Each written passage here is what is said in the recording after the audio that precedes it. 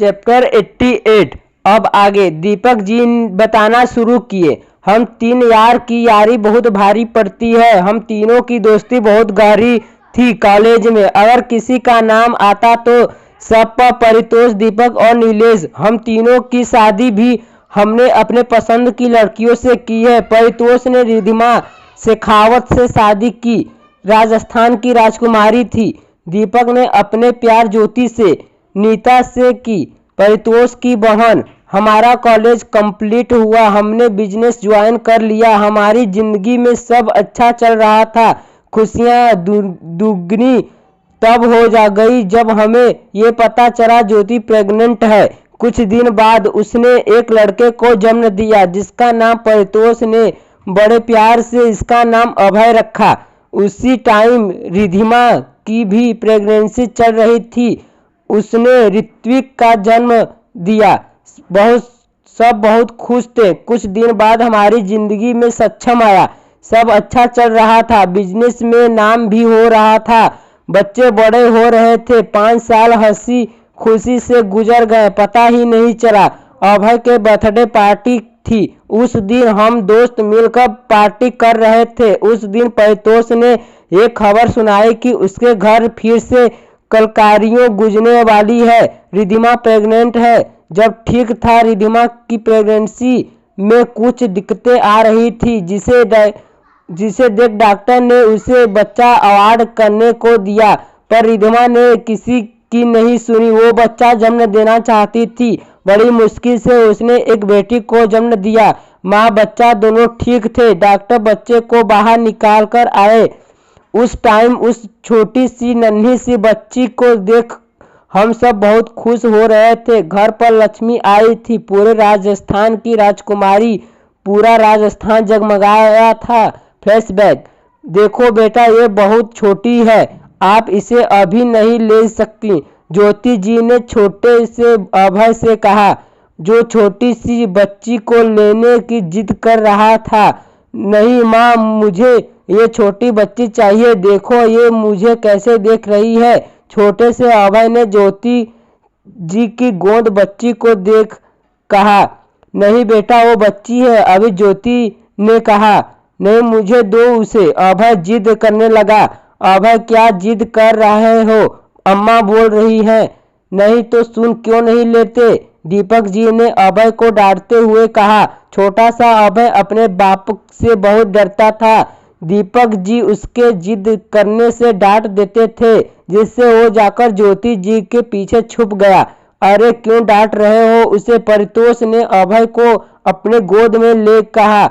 ये बहुत जिद करने लगा। दीपक जी ने कहा, अरे तो बच्चे जिद नहीं करते तो कौन करेगा। परितोष ने कहा, क्या हुआ, अभय को क्या चाहिए बताओ, मैं लाकर दूंगा। परितोष ने कहा, मुझे ये छोटा बेबी चाहिए। अभय ने कहा, अच्छा रुको मैं देता हूँ। परितोष ने अभय को सोफे में बैठा दिया और ज्योति से गोद से बच्ची लेकर अभय के गोद में रख दिया। ये दो कितनी छोटी है, ये मेरे हाथ कहाँ खेलेगी। अभय ने बच्ची के गाल छू कहा, हाँ ये बहुत छोटी है, अब बड़ी होगी तब खेलेगी आपके साथ। परितोष ने कहा, हाँ मैं इसके साथ शादी खेलूंगा, जैसे पापा ने मम्मी के साथ की। अभय ने अपने तोतली आवाज में कहा। अच्छा, परितोष ने कहा। अब सब हंस दिए। उसकी बात सुन, कब का नामकरण निकला है। नीलेश जी ने कहा, गुरु जी को कह दिया है तो वो कल आएंगे नामकरण करने। परितोष ने कहा, दूसरे दिन नामकरण था, सब पूजा में बैठे हुए थे। गुरु जी ने बच्ची को गोद में उठाया, जिससे वो बच्ची गुरु जी की दाढ़ी छूने लगी। ये देख हंसने लगे। लगता है तुम्हें मेरी दाढ़ी बड़ी पसंद हुई। गुरु जी ने गोद में ली बच्ची को देख कहा। बच्ची ये सुन अपनी आवाज में पता नहीं क्या बोलने लगी, जैसे गुरु जी ने कुछ बोल रही हो। बच्ची का नाम बड़े प्यार से रूहानिका सिंघानिया रखा। रूहानिका सबकी बड़ी लाडली थी। घर में हम उसे सब हनी कहते थे। ऋत्विक अभय सक्षम साथ में स्कूल जाते थे। ऋत्विक देख वो मुझे तुझे कब से बुला रही है। सक्षम ने ऋत्विक से कहा जो रेत में खेल रहा था। मुझे नहीं जाना उसके पास, जब देखो परेशान करती है, उसके वजह से मुझे घर पर पापा डांट पड़ती है। ऋत्विक रेत में खेलते हुए सामने खड़ी लड़की को देख जा रहा था जो उसे देख रही थी। बच्ची उन तीनों से छोटी थी, लगभग 1 साल छोटी थी। छोटा सा स्कूल बैग ली हुई थी, अपने छोटे से हाथों से ऋत्विक को बुला रही थी। लिटिल थर्लो, उस छोटी सी बच्ची ने कहा, ऋत्विक चलो। ऋत्विक के पास जाने लगी, छोटे छोटे नन्हे नन्हे कदम चल कर पास आई। ठंडी बात गंदी बात। छोटी सी बच्ची ने ऋत्विक को रेत पर खेलते हुए हाथ पकड़ लिया। छोड़ो मुझे, ऋत्विक ने अपने हाथ को झटका दिया जिससे वो बच्ची वही रेत पर गिर गई। ऋत्विक परितोष जी जो बच्चों के लेने आए थे, उन्होंने नीचे बच्ची को देखा तो ऋत्विक पर बहुत गुस्सा आया। ऋत्विक ने ये कहा, सिया को क्यों गिराया? परितोष जी उनके पास आकर कहा और सिया को उठाकर अच्छे से कपड़े साफ किए। साहब रहने दो न, परितोष ने असिस्टेंट ने कहा तो कि सिया के पापा थे। अंकल लिटिक को नट धातो, अंकल ऋत्विक को मत डालो, सिया ने रोते हुए कहा। परितोष ने सिया को गोद में उठा लिया, सबको गाड़ी में बैठाने का इशारा किया। ऋत्विक गुस्से में सिया को देख गाड़ी में बैठ गया।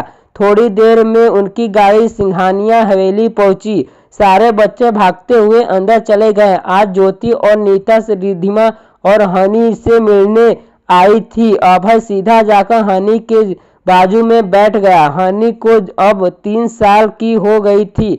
इसके बाजू में अभय को देख वो उसके हाथ को पकड़कर मुंह में डालने लगी।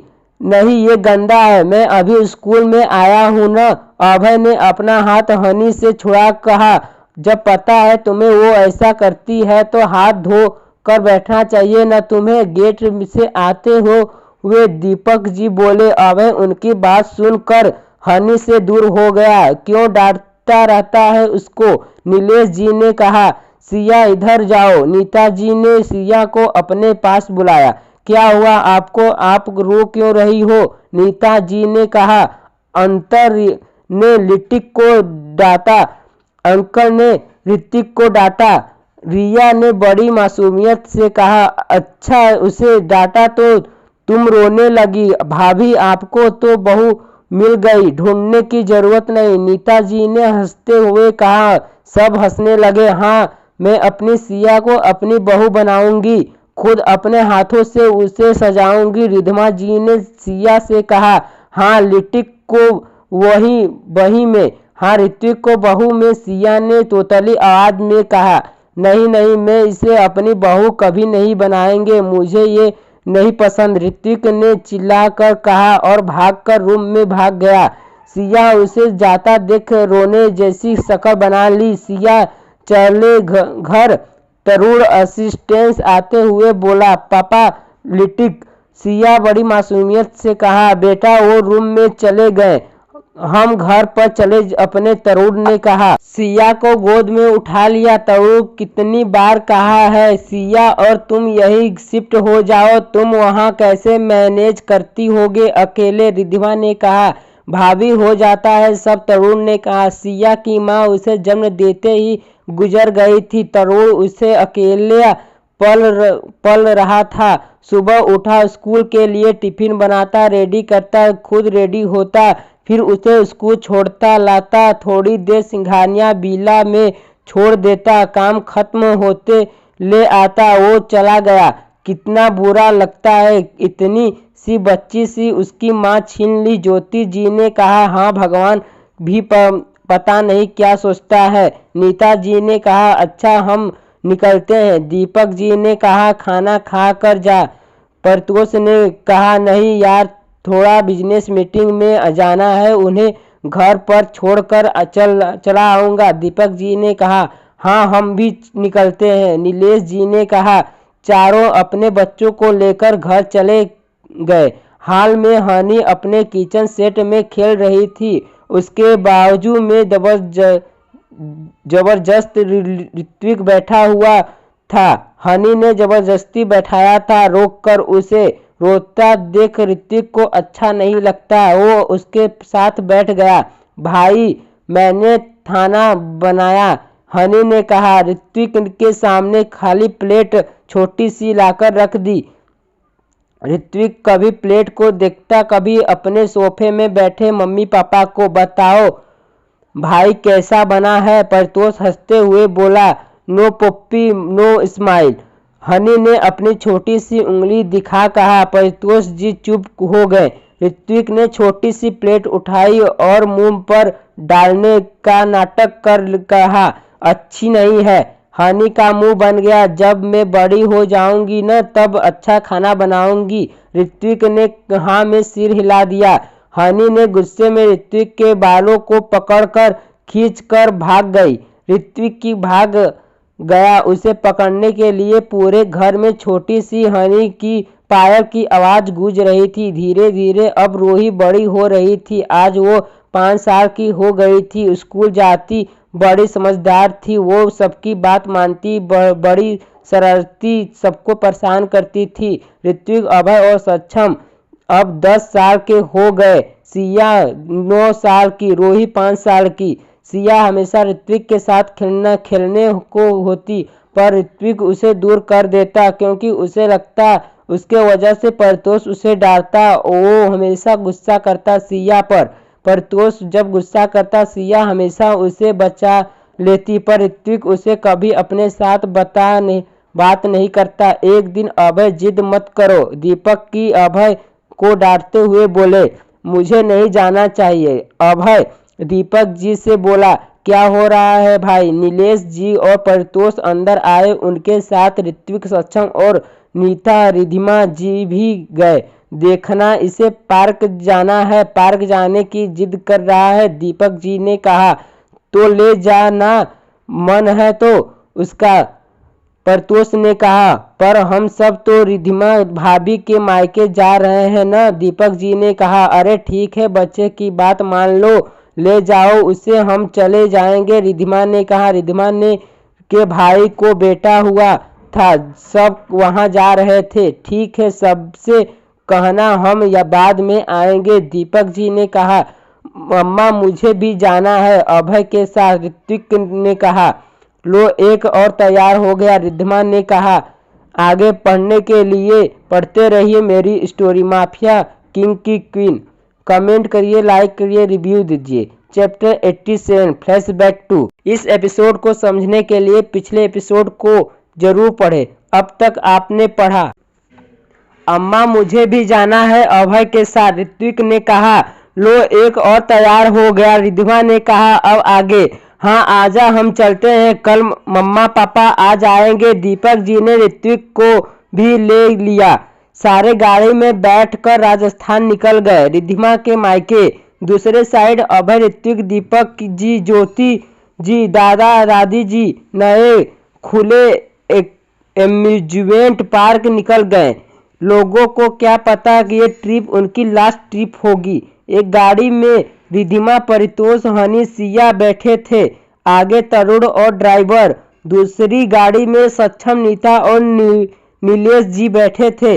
गाड़ियों में सब खुशी खुशी आगे बढ़ रहे थे। अचानक ड्राइवर ने गाड़ी रोक दी। सामने क्या हुआ? परितोष ने कहा। सर सामने, ड्राइवर ने कहा। सबने सामने देखा जहां बहुत सी गाड़ी खड़ी हुई थी। उनके सामने खड़ी गाड़ी से कुछ गुंडे निकले। एक गाड़ी से एक औरत और आदमी निकले, दूसरे से 2 और आदमी निकले। सब गाड़ी से बाहर निकल गए। ये क्या हरकत है सुमन? परितोष ने कहा। सुमन कहने को तो परितोष की बुआ और की बेटी थी, पर बुआ और फूफा ने निधन के बाद परितोष के पापा ने सुमन को अपने पास रख लिया। सुमन एक लालची लड़की थी। एक बार पैसे चोरी करते पकड़ लिया था, उसे हॉस्टल में डाल दिया। उसे लगता था कि कोई उसे प्यार नहीं करता। हॉस्टल में सबसे बदतमीजी करती। एक बार हॉस्टल में लड़ाई के दौरान एक लड़की को सर पर लोहे की राड मारकर घायल कर दिया, जिससे उसे हॉस्टल में से निकल दिया गया। प्रत्युष के पापा को उसकी टेंशन होने लगी। उन्होंने अपने ऑफिस में एम्प्लॉय सीधा इंसान विनय से उनकी शादी करा दी, पर सुमन ने उसे भी बिगड़ दिया। पैसे की लालच में वो ऑफिस में हेरा फेरी करने लगा। जब वो पकड़ा गया तो सुमन को ज्यादातर में हिस्सा मांग लिया। प्रत्युष के पापा ने उसे उसका हिस्सा देकर घर से निकाल दिया, पर कहते हैं ना, पैसों की चीज है, जिससे भूख मिटती नहीं बढ़ जाती है। यहाँ भी वही हुआ। सुमन को दिन भर दिन लालच बढ़ता गया। उसे और प्रॉपर्टी चाहिए थी। उसने प्रत्युष के पापा से प्रॉपर्टी के और हिस्से मांगे, पर प्रत्युष के पापा ने उसे घर से भगा दिया। उसकी लालच बढ़ती गई। उसने धंधा शुरू किया। वो गलत कामों में जाने लगी। उसका साथ उसका पति विनय देता। उसके घर में एक बेटा हुआ, जिसका नाम विशाल रखा। जब उसे पता चला रिद्धिमा के पापा ने रिद्धिमा के नाम कुछ प्रॉपर्टी कर दी और प्रत्युष के पापा ने भी जाने के बाद अपनी सारी प्रॉपर्टी प्रत्युष को देकर चल बसे। सुमन को ये पता चला तो वो भी प्रॉपर्टी की लालच में आ गई और आज ये किया। अब कहानी में आते हैं। हटो सामने से, प्रत्युष ने सुमन से कहा। हटने तो पड़ेगा, वो भी तुम्हें, सुमन ने कहा। उसके हाथ उसके साथी भी हंसने लगे। उसके साथी उसके साथ विनय, उसका पति और साथी राघव राय और कमल डंटन थे। ये क्या पागलपन है, जो चाहिए था ले चुकी हो, प्रत्युष ने कहा। उतने में क्या होता है, मुझे और चाहिए पैसे। सुना है तुम्हारे पास अभी बहुत प्रॉपर्टी आ गई है, नाम कर दो मेरे, सुमन ने कहा। ये क्या बकवास है, जो तुम्हारा था तुम ले चुकी हो, अब तुम्हारा कुछ नहीं, प्रत्युष ने कहा। तुम नहीं दोगे तो मैं तुम्हें मार कर सब ले लूंगा, सुमन ने कहा। ये क्या बकवास है, हटो सामने से, नीलेश जी ने कहा। नीता जी और रिद्धिमा गाड़ी में बैठी हुई थी।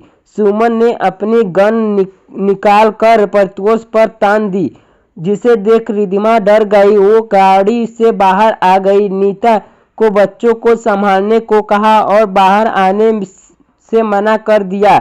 सुमन, क्या कर रही हो, भाई हो तुम्हारे, रिद्धिमा ने कहा। तो भाई से कहो न कि मेरे नाम सारी प्रॉपर्टी कर दे, सुमन ने कहा। तुम सब ले चुकी हो और ये सब हमारा है, हमारी मेहनत है, कल को हमारे बच्चों को क्या मिलेगा, रिद्धिमा ने कहा। अरे वही तो, सबको मार कर प्रॉपर्टी अपने आप मेरे नाम हो जाएगी, सुमन ने कहा।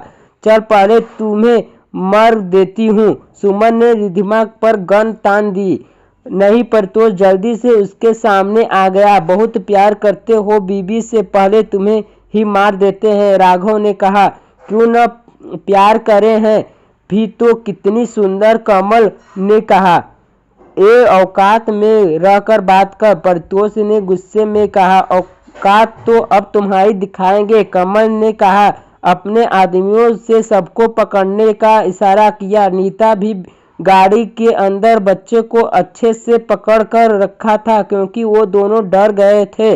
गुंडों ने तीनों को कसकर पकड़ लिया। छोड़ो हमें, नीलेश ने कहा। बहुत प्यार है न तुझे अपनी बीबी से, देख तेरे सामने तेरी भी बीबी के साथ खेलता हूँ, कमल ने रिद्धिमा के चेहरे पर हाथ फेर कहा। रिद्धिमा ने अपना चेहरा दूसरे साइड कर लिया। ये प्रत्युष, नीलेश गुस्से में चीख पड़े। रिद्धिमा ने गुस्से में कमल के चेहरे पर थूक दिया। तुझ जैसा इंसान अपने आप से खेलने तो क्या छूने न दूं। देख रहे हो, बड़ा घमंड है, रस्सी जल गई पर बाल नहीं गया, कमल ने अपने चेहरे से थूक पोंछ कहा। प्रत्युष और नीलेश ने गुस्से में सारे गुंडों को मारना शुरू कर दिया, पर बहुत ज्यादा गुंडे होने के कारण उन पर भारी पड़ रहे थे। प्रत्युष ने नीलेश को इशारा किया। नीलेश ने जल्दी से रिद्धिमा को गाड़ी में बैठने का इशारा किया, खुद ड्राइविंग सीट संभाल लिया। प्रत्युष को इशारा किया, स्पीड में गाड़ी भगा कर ले जो। उसने एक्सीलेटर दबा लिया।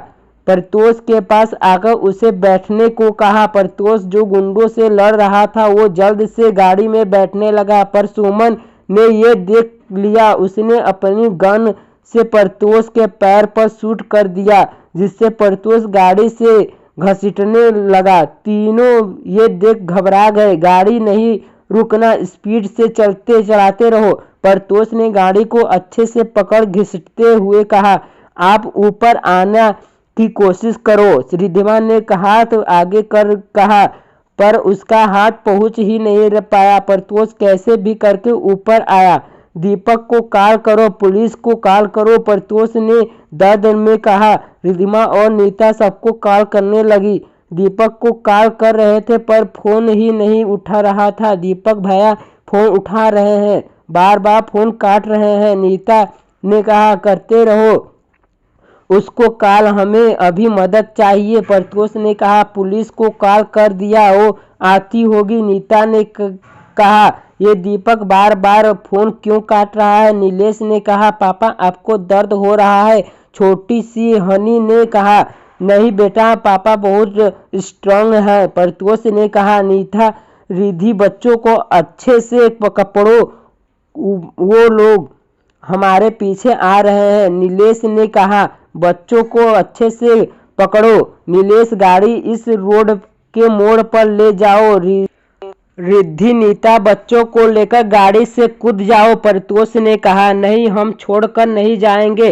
रिद्धिमा नीता ने कहा, मैं बोल रहा हूँ न, जाओ। प्रतोष ने कहा। रिद्धिमा नीता ने एक दूसरे को देखा, बच्चों को अच्छे से लपेट अपने सीने से लगा लिया और गेट खोल मोड़ आते ही गाड़ी से कूद गई, जाकर डायरेक्ट छड़ियों में गिरी। बच्चों को ज़्यादा चोट तो नहीं आई थी, पर रिद्धिमा के सर में खून निकलने लगा और नीता के पैर से। अम्मा अम्मा उठो, हनी ने कहा। चुप, आवाज़ नहीं करना, रिद्धिमा ने धीरे से कहा। हनी सक्षम चुपचाप सीने से लगे हुए। उन्होंने अचानक गोलियां चलने की आवाज़ आई। नीता रिधा डर गई। दोनों अपनी जगह खड़ी हो गई और उसी साइड जाने लगी जहां गोलियों की आवाज़ आई। छुपे छुपे वो खाई के पास पहुंच गई, जहां उन्होंने खाई के पास प्रतोष और नीलेश के सामने सुमन, राघव, विनय, कमल को देखा। वो गन ताने खड़े थे। ये देख वो घबरा गई। नीता ने उसे हौसला दिया। दोनों अपने पतियों को देखने लगी। बहुत शौक था है ना भागने का, बात बता, तू दोनों को बीबियां कहाँ है। राघव ने कहा, तुझे मारना है तो हमें मार ले, नीलेश ने कहा। नीता रिद्धिमा डर गई। कोई फोन उठा रहा है कि नहीं, रिद्धिमा ने नीता से पूछा। नहीं भाभी, कब से दीपक भैया को कॉल कर रही हूँ, बार बार फोन काट कर दे रहे हैं। किसको करूँ, पुलिस अभी तक आई नहीं, नीता ने कहा। लगता जरूर इनकी ही कोई चाल होगी पुलिस को यहाँ तक न आने देने की, रिद्धिमा ने कहा। भाभी आप अपने भैया को कॉल करो, शायद वो आ जाए हमारी हेल्प करने, नीता ने कहा। रिद्धिमा ने जल्दी से अपने भाई को फोन कर दिया। सामने नज़ारा देख वो दोनों कँप रहे थे। हनी, आप बहुत ब्रेव हो बच्चे, याद रखना अगर अम्मा पापा को कुछ हुआ तो तुम अपने भाई बहन का अच्छे से ख्याल रखोगी, बिल्कुल बड़ी बहन की तरह। किसी से कभी नाराज मत होना बेटा, सब अपने हैं, रिद्धिमा ने हनी से कहा। वो टुकुर टुकुर अपनी अम्मा की बात सुन रही थी। रिद्धिमा ने अपनी साड़ी फाड़ी और हनी के चेहरे पर बांध दी। पैरों और हाथ को बांधकर उसे वहां बैठा दिया। यहाँ से हिलना मत जब तक आपकी अम्मा न आ जाए, ओके, प्रॉमिस करो, रिद्धिमा ने कहा। हनी ने हाँ में सर हिला दिया। भाभी आप ये क्या कर रही हो, नीता ने कहा। नीता, बच्चों को अच्छे से ख्याल रखना, मैं उनके पास जा रही हूँ, उन्हें ऐसा तो नहीं देख सकती, कुछ तो करना होगा, रिद्धिमा ने कहा। सक्षम और नीता को भी हनी की तरफ बांध दिया। भाभी मैं भी आती हूँ, नीता ने कहा। नहीं नीता, तुम यहीं रहो, तुम्हें मेरी कसम, तुम वहाँ नहीं आओगी, रिद्धिमा ने कहा। नीता उसकी बात मान ली।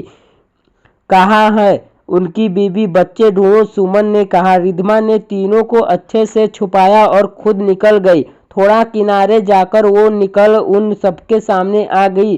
तुम्हें जो चाहिए वो हम देने को तैयार हैं, पर याद रखना हमें जाने दो, रिद्धिमा ने कहा।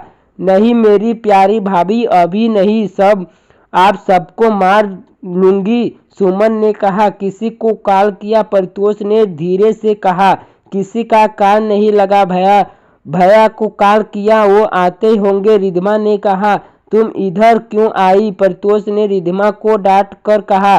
क्या घुसूर फुसूर चल रही है, विनय ने कहा।